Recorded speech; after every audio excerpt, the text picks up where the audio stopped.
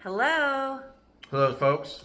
So picking up where we left off, Tye just gets home from Texas. Me and the girls are in my mom's basement, and immediately Tye and I get to work. Where are we going? What are we doing? And I was so excited to share again, Imagine, which is something I've been dreaming about forever. It's an amazing concept that really pulled me out of despair when I was going through a lot.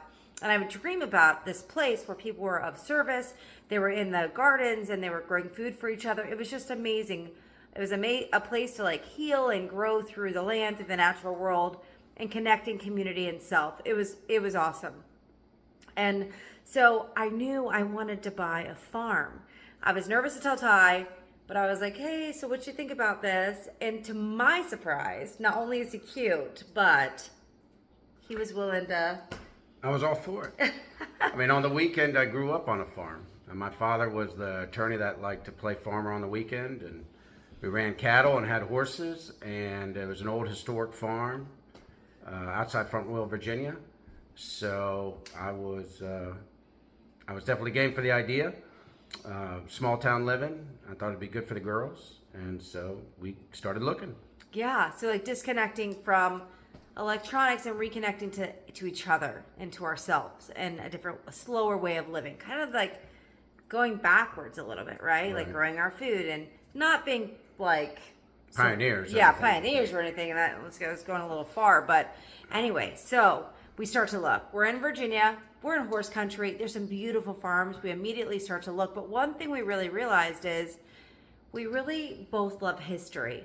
And the reason we love Tye's family's farm so much was it's very unique. It was historical. I mean, it's exactly what you picture in an old historic farm with the big white pillars out front, stone house. I mean, it's more than that. It's rich with stories. It's Right. rich. Like we're in building and development and real estate. We see the same houses over and over. It's like it just has its own story and it's amazing. So we were looking for that.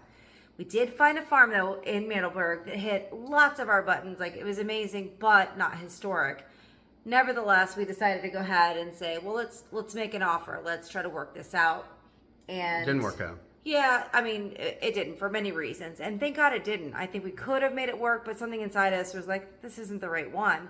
So we were kind of getting discouraged. Like we didn't know, we couldn't find the right fit. It just didn't feel right. And then Tye pulled up this house on the internet and it was like love at first sight.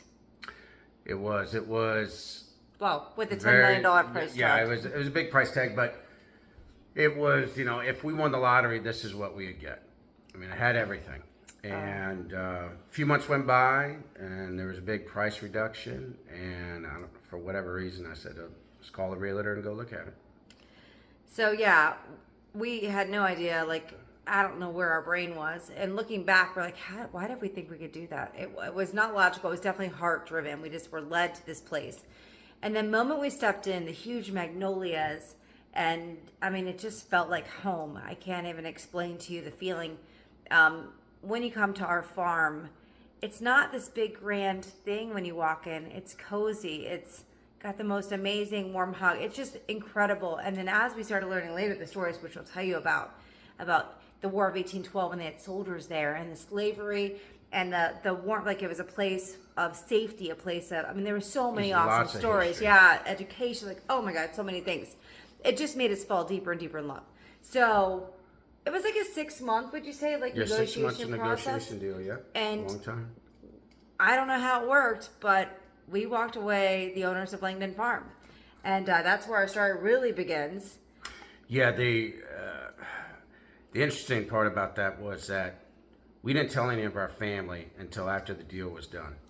And I was speaking to my oldest brother, telling him about it, and he said, oh yeah, years and years ago, we went and looked at a place up there with Dad. He said it was owned by some IBM executive. And I said, this place was owned by an IBM executive. And at the time, I was just like maybe a year old. And I wasn't born yet. Yeah, and they came up and they looked at it. And my dad put an offer on it, but they couldn't agree to the terms. So my dad passed and he went and bought the farm in Virginia. But it was like almost fate. My dad almost got it. Almost we got had no this idea farm. Yeah. until after we had sealed the deal. What are So the it's chances? like meant to be. Yeah, what are the chances his dad was led here, then he was led here, and we actually got the farm?